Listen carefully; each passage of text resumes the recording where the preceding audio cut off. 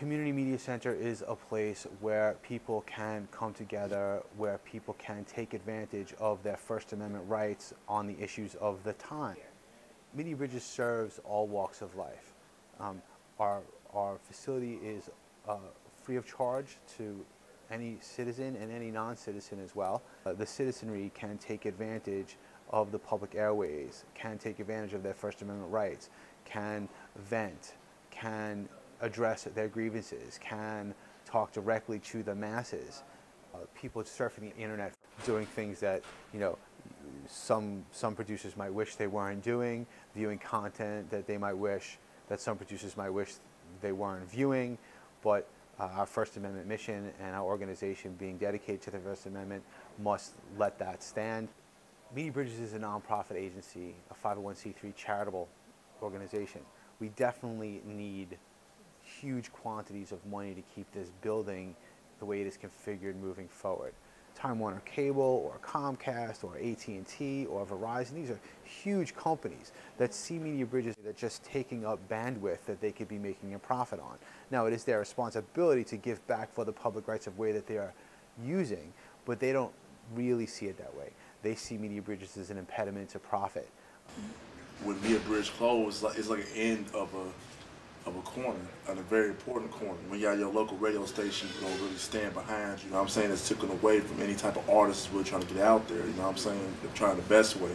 And that's why I broadcast my YouTube thing too. So cable access television, and more specifically public education and government access television, or PEG access, is a space on the local cable channels, local cable network, that is reserved as public space. It's basically the cable companies get to come to your town, they get to do business, and as a part of that getting to do business, they use the public right-of-way.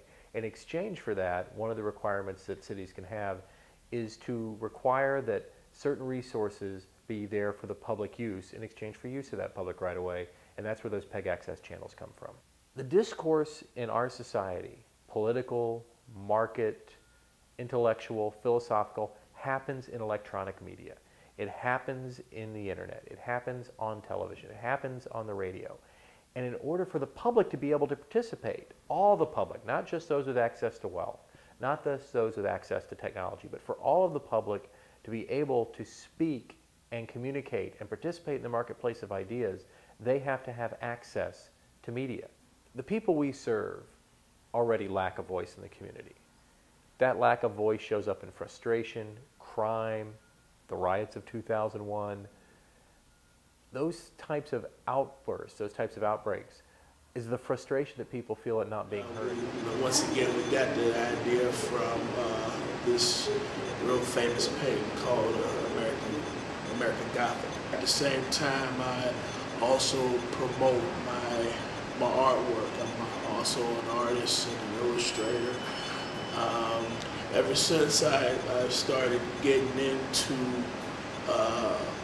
Media Bridges, my work started to be well known. This is the front desk. Behind me is the control, master control.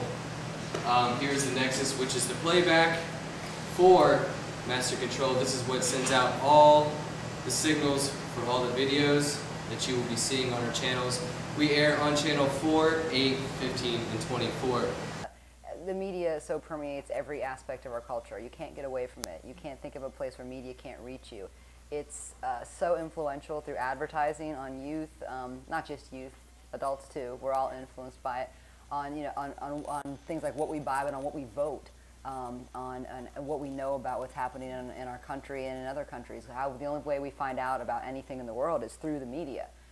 So if we don't understand how the media works and how these stories are constructed, we get a very, we look at it, we see the world through a very interesting lens, which isn't always clear.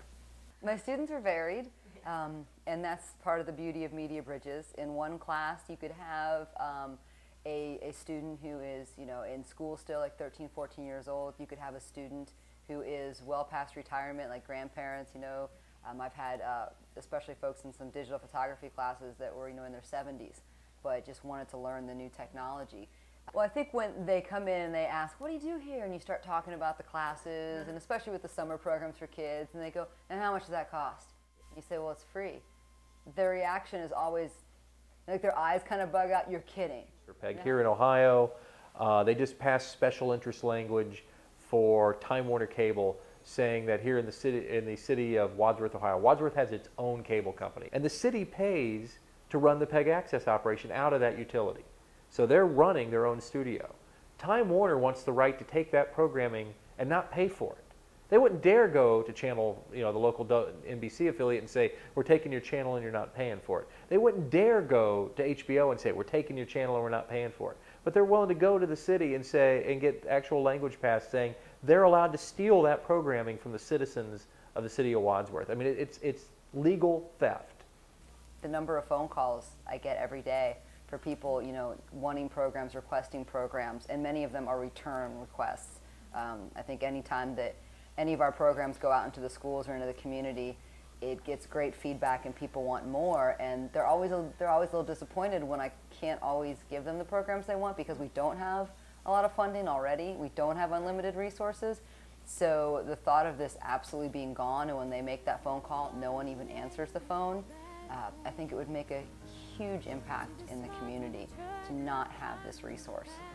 Because of Media Bridges, I've got a few jobs through different places, Taste of Cincinnati, Taste of Blue Ash, a few other things. I know most of the people that work here and come here. Most of my friends are here.